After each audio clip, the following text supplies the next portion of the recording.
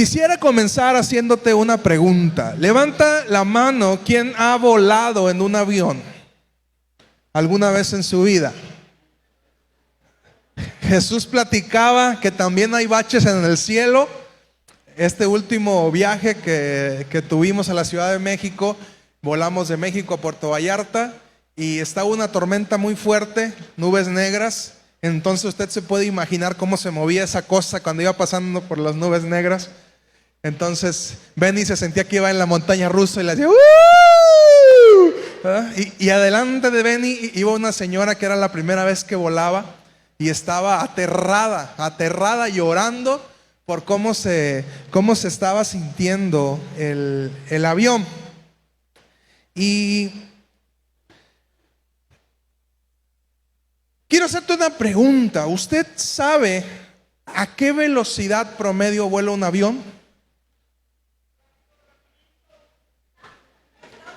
Bien rapidísimo, ok, no andan muy errados. La velocidad promedio en que vuela un avión es de 860 kilómetros por hora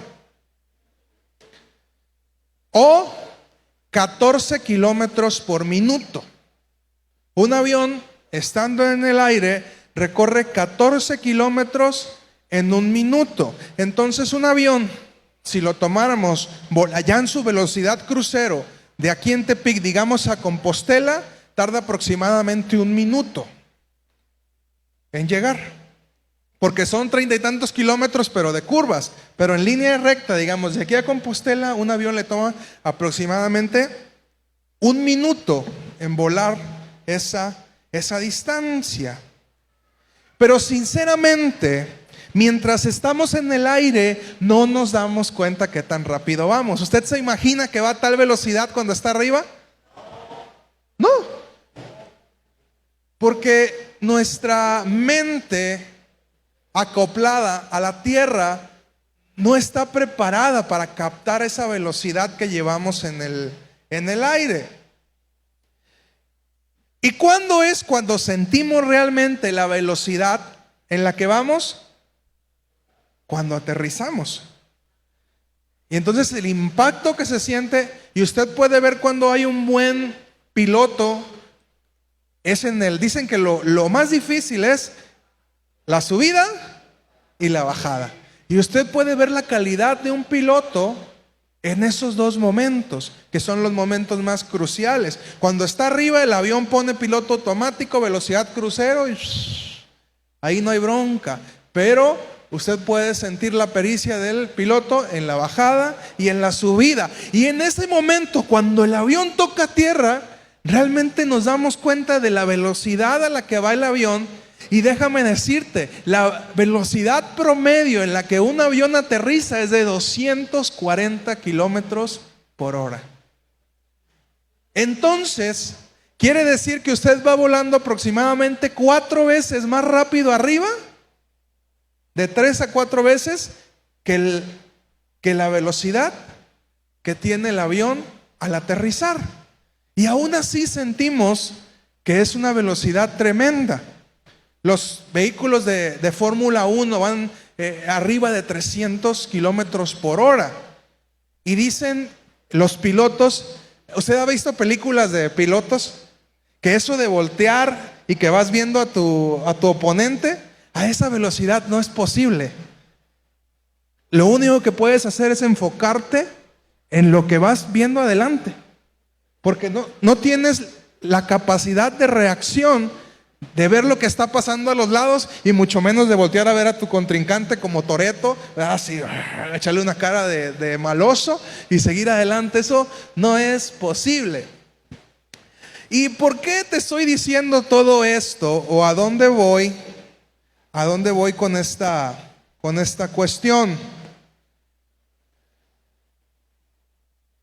Al igual que los aviones, nos es difícil darnos cuenta qué tan rápido vamos avanzando en nuestra vida.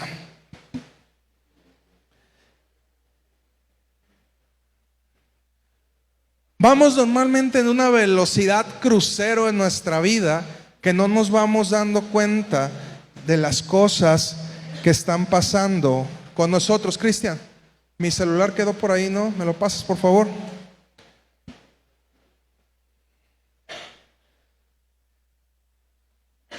Gracias.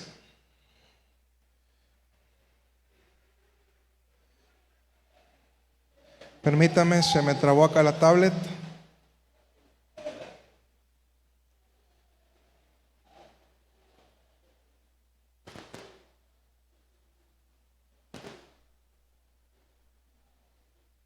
Pareciera que no hace mucho tiempo que comenzamos Betel. Y ya vamos a cumplir 11 años. Cuando comenzó Betel, Gael, por ejemplo, que llegó, Gael llegó poquito después de que habíamos empezado. Gael tenía 11 años. Ahorita ya va para los 20. Tiene los 20.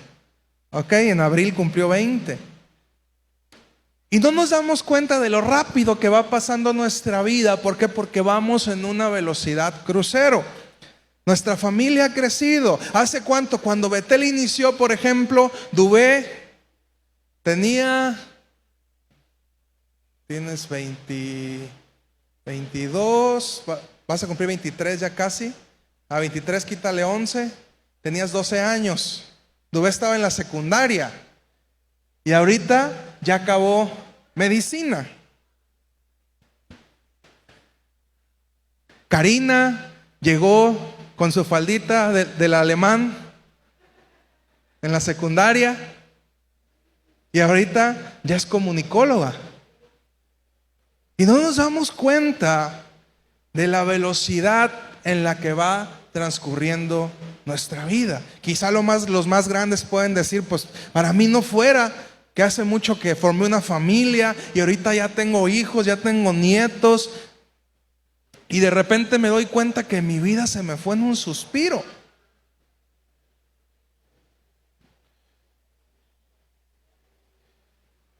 Y eso es en la cuestión natural. Pero ¿qué tal cuando trasladamos esto a nuestra vida con Cristo? A veces pensamos que no vamos avanzando mucho, a veces pensamos que no vamos creciendo lo suficiente, pero la verdad es que vamos en velocidad crucero.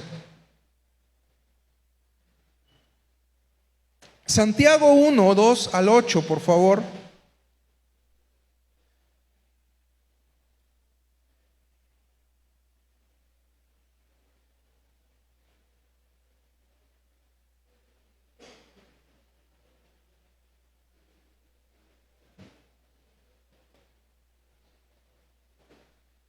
Santiago 2, 1 al 8 dice: hermanos míos, considérense muy dichosos cuando tengan que enfrentarse a diversas pruebas, pues ya saben que la prueba de vuestra fe produce constancia.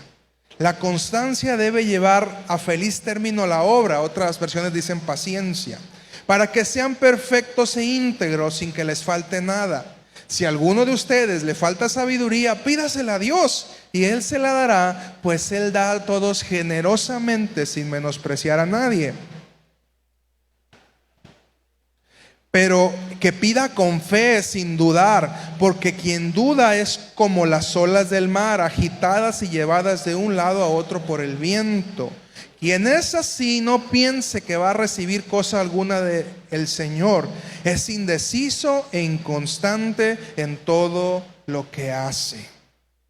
¿Y cuántos se han desesperado alguna vez en su persona porque dicen: yo quisiera ir más adelante, yo quisiera poder avanzar más en mi vida, me doy cuenta que parece que estoy estancado, que no puedo crecer? ¿Alguna vez alguien ha pensado en eso? ¿Y sabes qué es lo que pasa? Que normalmente no nos damos cuenta de la velocidad a la que vamos. ¿Y cuándo es cuando dices: órale, ¿qué está pasando? Yo cuando me siento y digo: Dubé, Cristian, Eddie, Vania, Karina, los adolescentes de esa época ahora son profesionistas, y dices: wow, ¿cuándo pasó eso? ¿Cuándo avanzamos tan rápido? ¿Cuándo los días se fueron tan rápidos? En mi caso, mis hijos.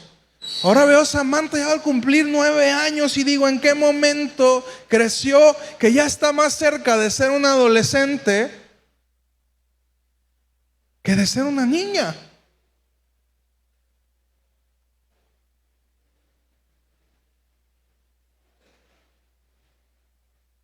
Y nos acostumbramos a ir a una cierta velocidad que perdemos la percepción de lo que estamos viviendo.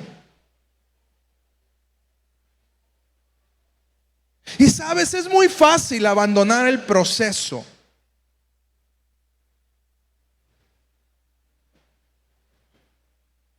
A los seres humanos nos cuesta abandonar el proceso porque nos desesperamos, porque no podemos llegar a ver los frutos que esperamos. Quisiéramos que todo fuera mágico.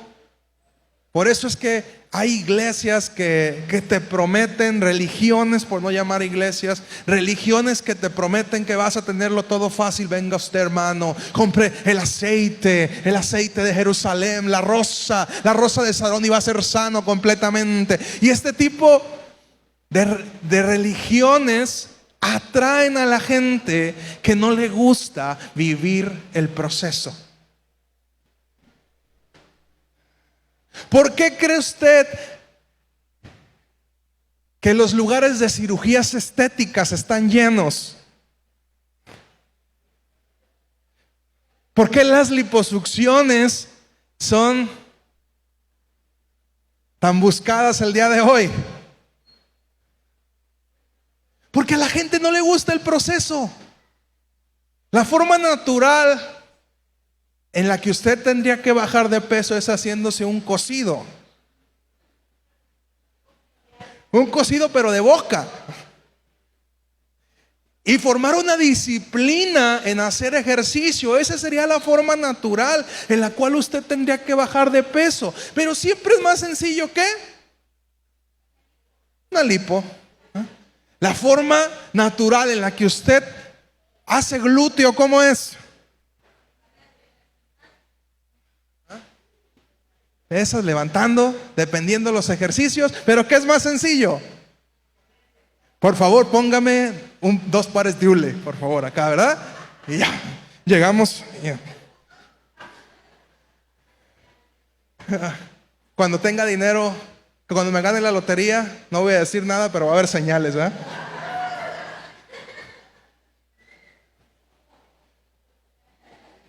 Y este tipo de soluciones inmediatas son tan socorridas actualmente porque hoy más que nunca no nos gusta vivir un proceso. Del horno de microondas para acá, queremos todo rápido.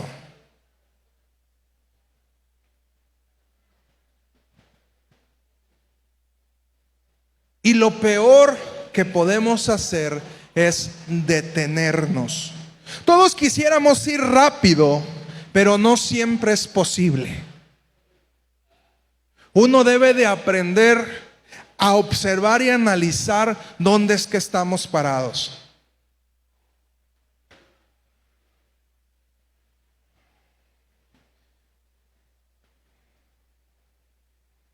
Habrá caminos en la vida que serán fáciles de transitar. En el cielo no hay tanto tráfico como en el piso. Pero ¿qué tal cuando estamos en un camino sinuoso? Cuando estamos avanzando en medio del lodo. En esos momentos no se trata de llegar primero, dijera la canción, sino de ¿qué? Sino de saber llegar. Y de meterle la doble tracción al vehículo. Y dicen, entre más despacito vaya, mejor. Como dicen, despacito, pero que no se atore. Dale, mantén la misma velocidad. Y vas caminando. Hay caminos donde hay que ir rápido, pero también hay que entender que hay momentos en nuestra vida donde tenemos que aprender a ir lento. Porque es la forma en la que vamos a avanzar. ¿Qué pasa cuando usted quiere avanzar rápido en un camino lodoso? Se atora, se atasca. ¿Y qué sucede, ingeniero, cuando anda usted ya en la carretera y de repente la camioneta se mete al lodo? ¿Qué sucede?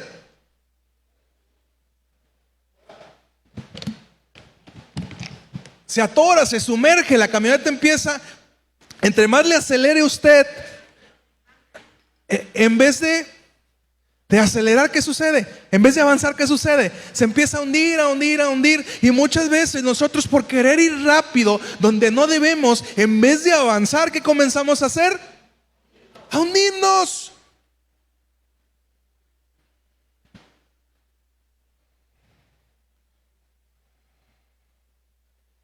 Había un señor que cuando salía yo, un amigo de mi papá, siempre me decía: recuerda, despacio que vas deprisa.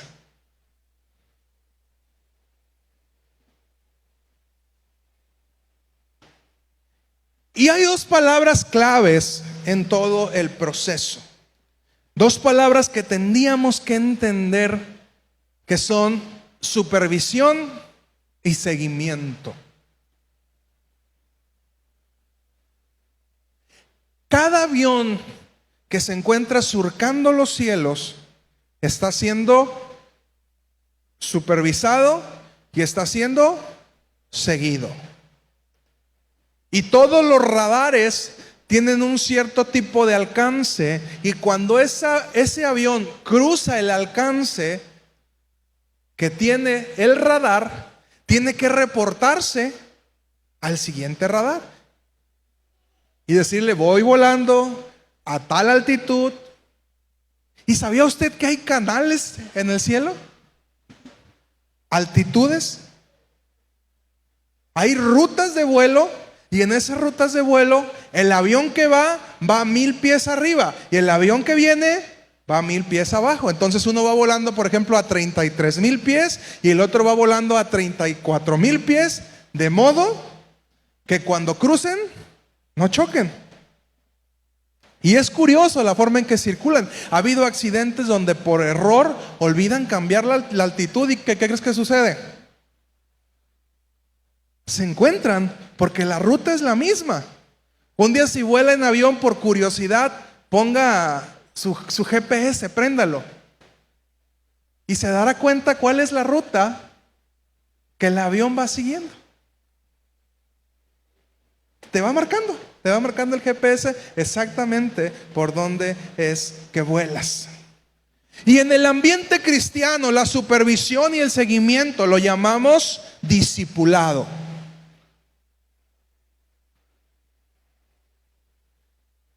Cuando estamos siendo discipulados, estamos llevando una supervisión y un seguimiento. Hay momentos en donde el avión allá arriba no se da cuenta de lo que está sucediendo abajo, porque el avión va volando arriba de las nubes. Tú volteas, abres la ventanilla y volteas, y lo que ves nomás es un colchón de nubes. Y como este último viaje que pasamos abajo, estaba lloviendo, estaba una nube negra, pero una vez que pasamos las turbulencias y pasamos esa nube negra, arriba estaba un día hermoso y soleado. Abajo de nosotros la tormenta, pero arriba un sol y un azul impresionantes.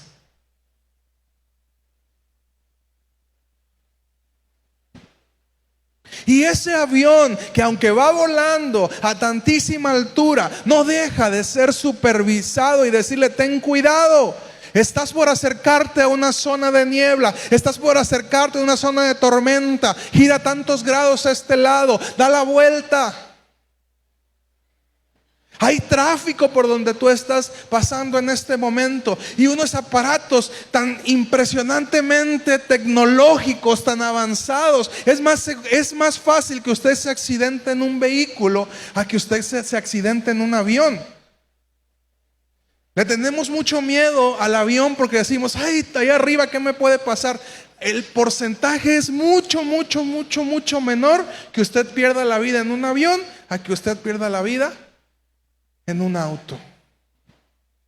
Y esos aparatos inmensos están siendo supervisados por alguien en tierra que le está diciendo cuándo tiene que subir, cuándo tiene que bajar. Un montón de satélites que están guardando a ese avión que está ahí arriba.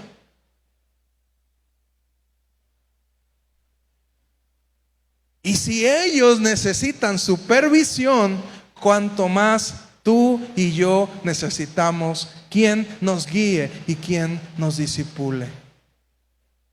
Porque sabes, cuando hay tormenta arriba, cuando el avión, como en este caso, va más arriba, va a perder la percepción de lo que está en el piso y va a decir, caray, ¿qué está pasando?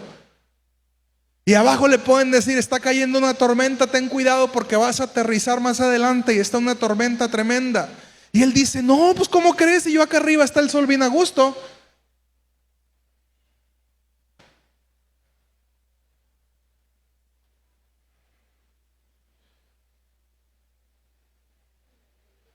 Y cuando somos discipulados, tenemos la posibilidad de ser guiados de manera adecuada, de tener una salida, de tener un destino, de tener una guía hacia donde vamos.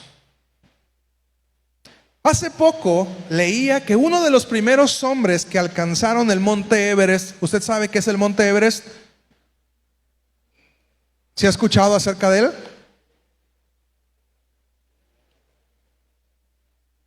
El monte Everest es el monte más alto, el pico más alto del mundo.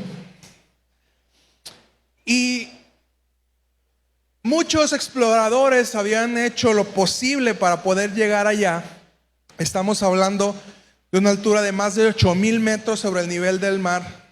El oxígeno es casi inexistente en esa altitud y tienes que estar muy preparado física y mentalmente para poder llegar a esas alturas. Y uno de los primeros hombres que logró la hazaña, curiosamente, fue un contratista de cargadores.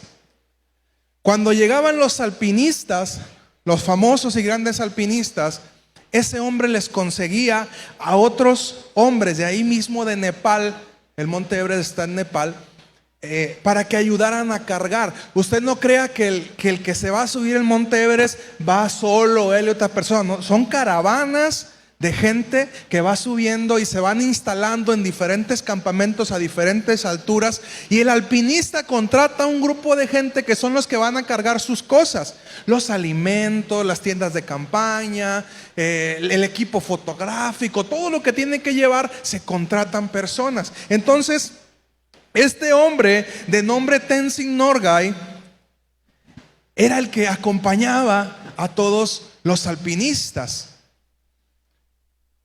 Y entonces llegaba un alpinista, ocupo gente, y ahí iba Tenzing Norgay y le contrataba a la gente. Llegaban a un punto, algunos morían en el intento y regresaban. Y en la última expedición, antes de alcanzar la punta, fue el grupo de alpinistas. 2 alpinistas profesionales intentaron llegar y al no poder conseguirlo, regresaron. Y uno se dio cuenta que necesitaba a una persona capaz de poder llegar a esas alturas, acompañándolo. ¿Y a quién creen que se llevó? Al contratista de cargadores.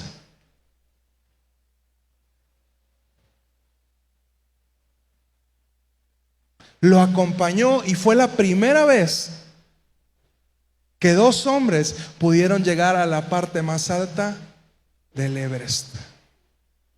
Él no se dedicaba al alpinismo, él se dedicaba a cargar, pero se dio cuenta que tanta experiencia en esos caminos lo habían provisto de la capacidad para poder llegar a ese punto.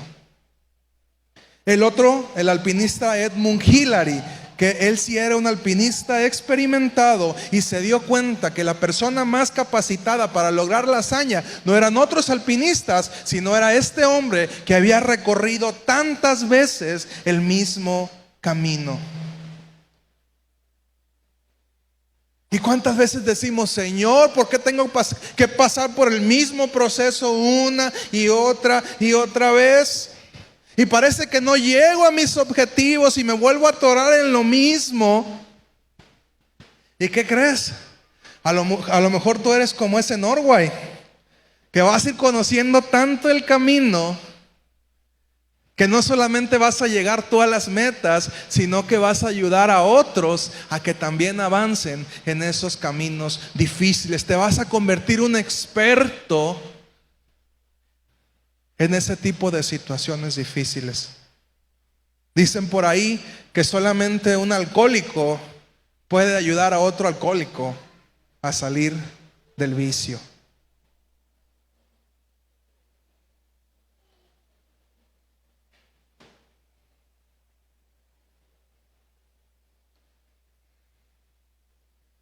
Números 11, 4 al 6.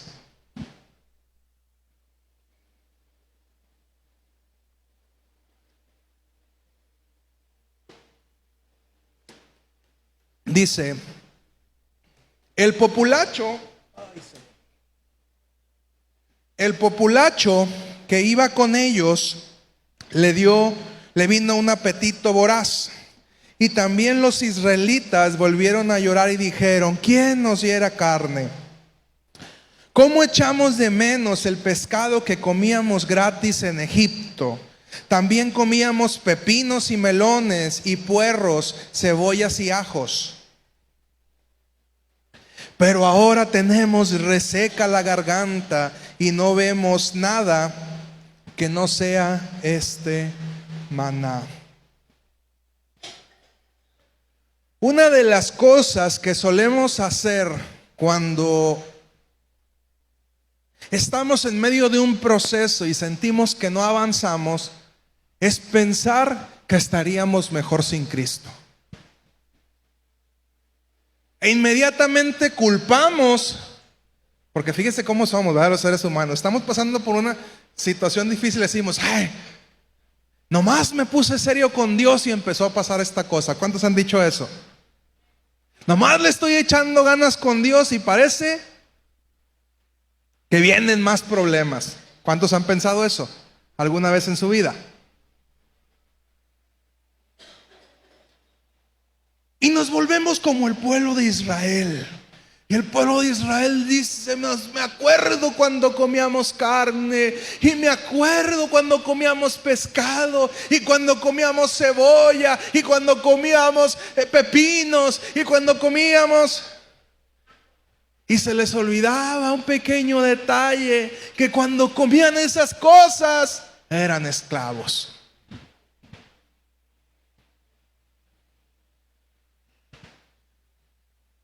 Vivían en esclavitud. Y a veces así estamos nosotros. Me acuerdo que antes de ser cristiano yo hacía esto, yo hacía aquello. Y ahora que le estoy echando ganas a Dios, vienen todas estas pruebas, vienen todas estas dificultades. Y yo te digo, lo único que se te olvida es que antes de venir a Cristo tú eras un esclavo.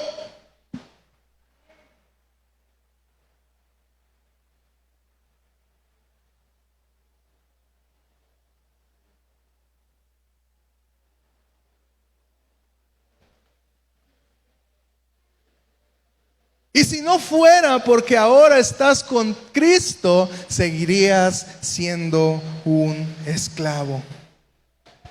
Disfrutabas de placeres vanos, pero eras esclavo. Luego nos dicen: ¿y usted ya no toma, hermano, ya no fuma porque se lo prohíbe su religión? Y nos voltean esta cuestión, ¿no?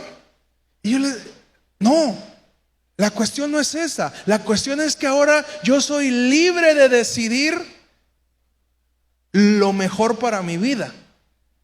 Y yo entiendo que tomar, fumar, drogarme, andar en adulterio, póngale lo que usted quiera, atenta contra mi vida, atenta contra mis emociones. Y porque yo soy libre y tengo la capacidad de decidir qué hago o no hago, es porque decido no hacerlo. Entonces la gente no te dejan hacerlo, no, es que tú estás esclavo de algo. Yo no. Y la libertad siempre va a traer responsabilidad. Lo primero que usted recibe cuando recibe a Cristo es libertad, pero se nos olvida que una vez que recibimos la libertad, también recibimos la responsabilidad para administrar esa libertad. Siempre es más sencillo que te digan lo que tienes que hacer, lo que debes hacer, e irte guiando por el carril que el mundo te dice. Me daba mucha risa porque ahora que está de moda la película de Barbie, los cines rosas completamente, todo el mundo de rosa. Se me hacía curioso porque en México sacaron tortillas rositas de Barbie.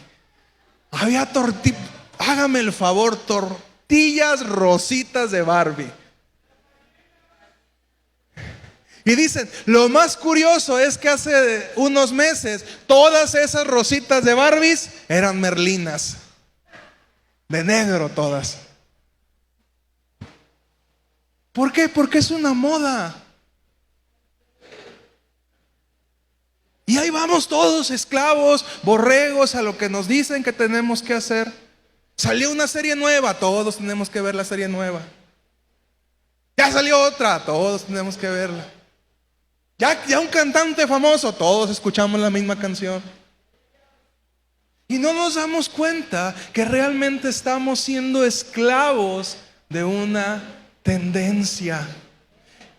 Y esto, si no lo sabemos manejar adecuadamente, nos vuelve esclavos. La intención de esto, hermano, es que usted se vuelva esclavo.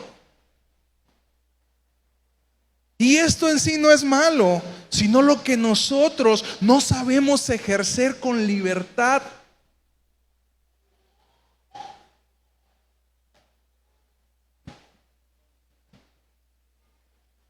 Y los cristianos experimentamos una verdadera libertad porque entonces somos responsables y salimos de estereotipos y decidimos cómo es que nosotros queremos vivir nuestra vida.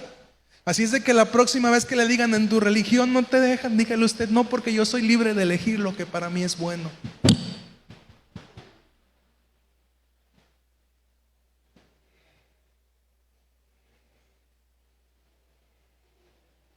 Mientras éramos esclavos, estábamos atados a las órdenes de otros que aparentemente nos dejaba disfrutar de los deleites. El enemigo es lo que hace, te dice, mira, tienes esto, puedes permitirte esta libertad, pero a final de cuentas te va soltando y después te agarra y ¿qué?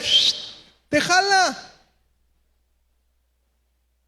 Te permite cierta libertad, pero después te jala y te vuelve a recordar que aunque te sientas aparentemente libre, estás siendo esclavo de ciertas circunstancias. Y lo primero que queremos hacer cuando nos encontramos en un proceso es decir, estoy mejor sin Cristo. Y es la peor tontería que podemos hacer. ¿Por qué crees que estás en un proceso?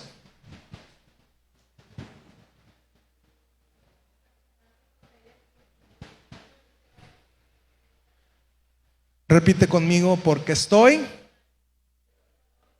creciendo.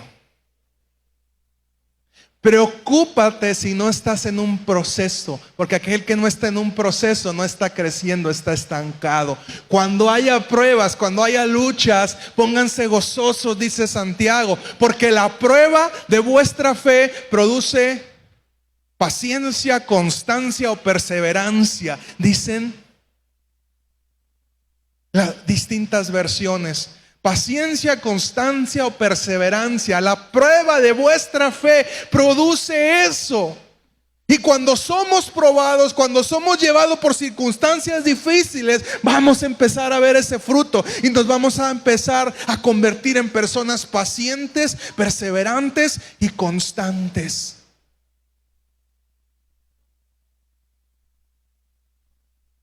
Entonces no se agrade cuando no está pasando por problemas, cuando no está pasando por pruebas.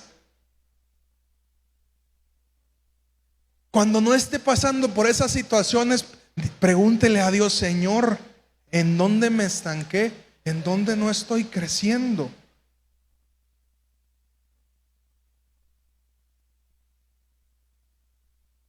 ¿Cuántos dicen: yo he pasado de proceso en proceso?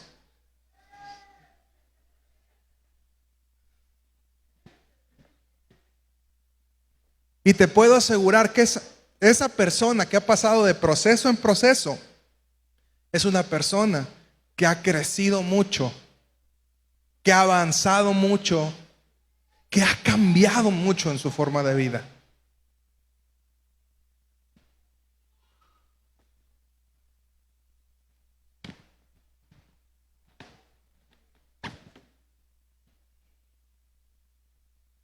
¿Cuántas mujeres han tenido un parto al menos? Un parto, pero un trabajo de parto. ¿Duele? Duele mucho. Dicen que no hay dolor que se compare a ese dolor de cómo un montón de huesos se abren y sucede un milagro maravilloso para que ese ser nazca. Pero todo ese dolor, y la Biblia nos lo dice, todo ese sufrimiento, cuando el bebé nace y lo tienen en brazos, dicen: valió la pena.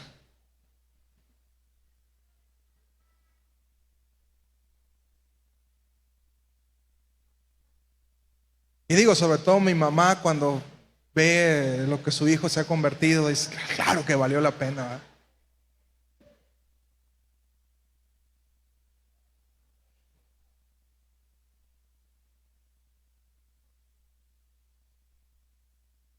Cuando nos volvemos como el pueblo de Israel y nos llenamos de la ilusión de las ollas, olvidando la esclavitud, es cuando entonces la queja se apodera de nuestra boca.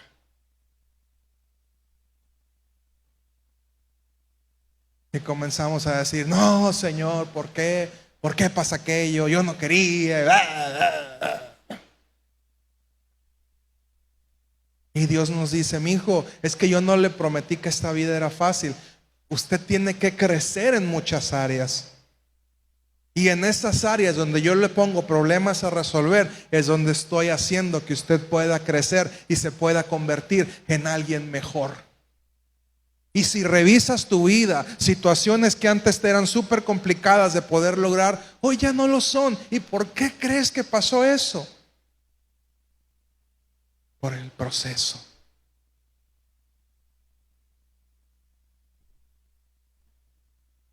Pero como te digo, así como pasa en el avión, no nos damos cuenta qué tan rápido vamos hasta que nos desanimamos y tocamos fondo. Y entonces nos damos cuenta que íbamos más rápido cuando estábamos volando que cuando nos fuimos al fondo.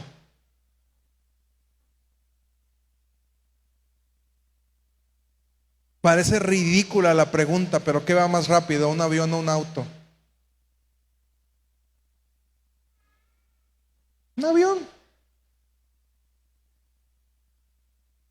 Así es de que le aseguro que usted va a ir más rápido cuando decide ir volando que cuando se desanima y quiere tocar fondo.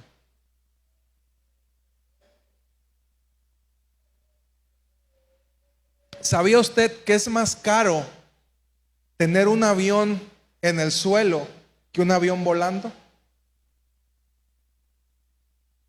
Para las aerolíneas, tener un avión en el suelo es un costo altísimo.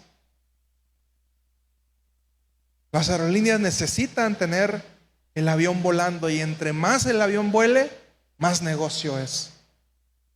Te puede decir, no, lo tienen en el piso para que esté bien cuidadito, que no se les gaste, que no le pase nada.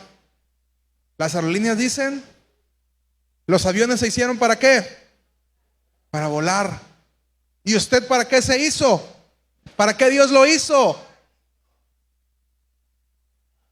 Para volar. Y entonces levantarán sus alas, ¿cómo qué? Y luego el corazón americanista brotó con algunos, ¿verdad?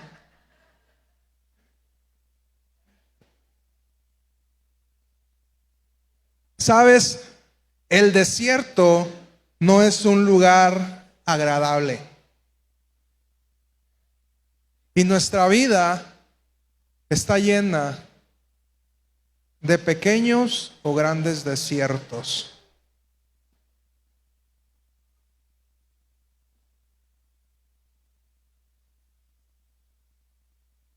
Y son esos momentos de proceso, esos momentos difíciles, los que nos purifican y los que nos hacen crecer. El mismo Jesús, antes de comenzar su ministerio, tuvo que pasar por un desierto, tuvo que pasar por un proceso. Y en esos momentos, no solamente tuvo que ayunar, sino que tuvo que ser tentado. Y tuvo que vencer la tentación. ¿Y cómo venció la tentación? Nada más Liliana se la sabe. ¿Cómo venció Jesús la tentación? Con la palabra. Y sabes, el Jesús que salió del desierto fue un Jesús diferente al que entró. Y hay una cosa que te puedo garantizar: la persona que va a salir del desierto, cuando vence la tentación, cuando pasa la prueba, va a ser una persona muy distinta a la que entró. Así es de que por favor no te sientas mal cuando Dios te pone en medio de una prueba. Lo que Él está buscando, porque te ama, es que puedas crecer y puedas vencer esas áreas que han estado derrotando tu vida.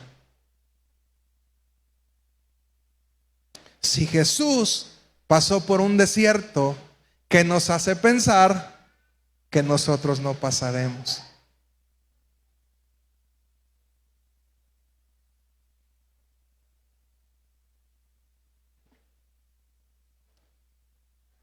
Y termino con esto. ¿Quiénes dicen, en este momento yo estoy pasando por un proceso en mi vida?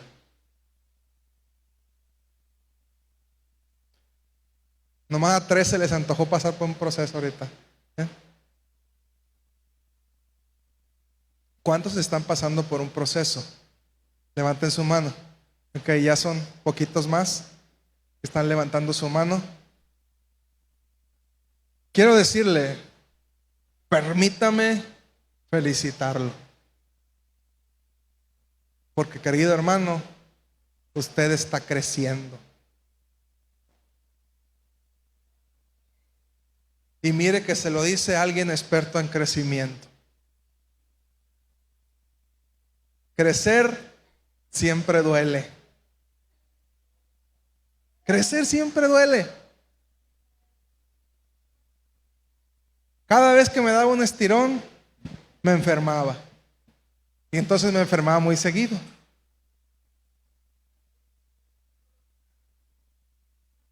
Y es que imagínate el proceso que pasa en el cuerpo de un niño, el proceso que pasa en el cuerpo de un bebé, de un adolescente cuando está creciendo.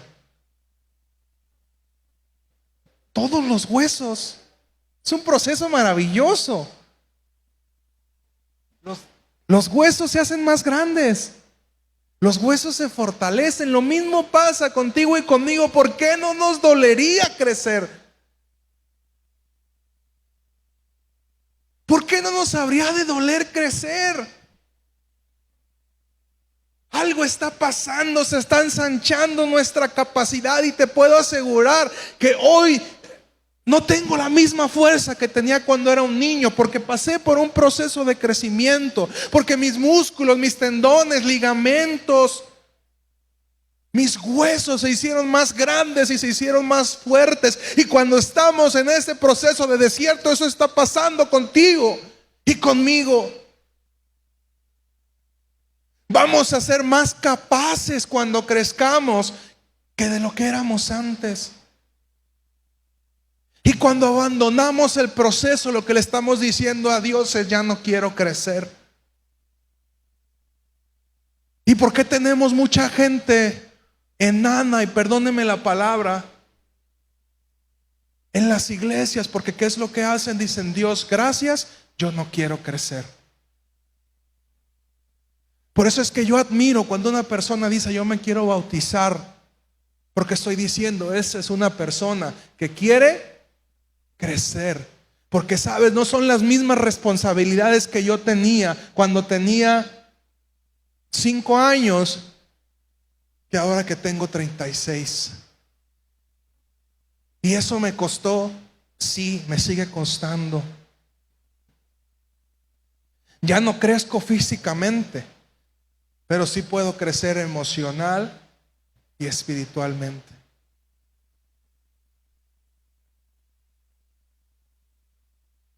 Y lo platicábamos ayer, pareciera un paso tan pequeñito el decir: voy a entrar al agua, me van a meter, voy a salir. Parece que nada pasó, pero fue un proceso donde decidí crecer. Y si bien físicamente no tenemos elección para crecer, espiritualmente sí lo tenemos. Y en el momento en que decidamos, podemos decir: ¿sabes qué, Dios? Muchas gracias, me hago a un lado. Y en ese momento nos quedamos chaparritos.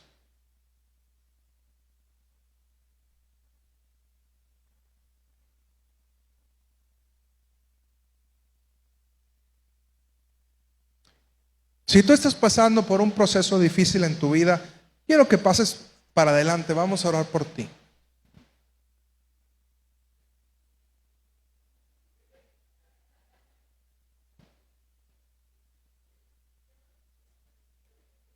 ¿Dónde estaban los del proceso? ¿Ya se me desanimaron?